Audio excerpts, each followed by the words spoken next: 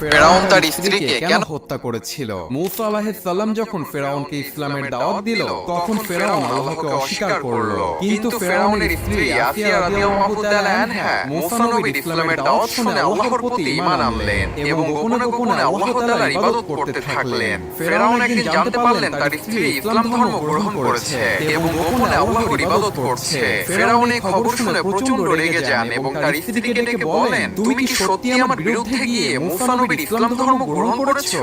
আসিয়া তখন সাহসের সাথে উত্তর দিয়ে বললেন, হ্যাঁ, আমি আল্লাহর উপর ঈমান এনেছি, যিনি সকল কিছুর সৃষ্টিকর্তা। ফেরাউন তখন রাগান্বিত হয়ে তার সৈন্যবাহিনীদেরকে ডেকে তার স্ত্রীর কঠিন শাস্তির ব্যবস্থা করতে বললেন এবং তার স্ত্রীকে নির্মমভাবে হত্যা করা হলো। মৃত্যুর পূর্বে আল্লাহ তাআলা আসিয়া রাদিয়াল্লাহু তাআলা আনহাকে জান্নাতের একটি দৃশ্য দেখালেন, যা দেখে তার মুখ উজ্জ্বল হয়ে গেল এবং সে খুশি মনে মৃত্যুবরণ করলেন। সুবহানাল্লাহ।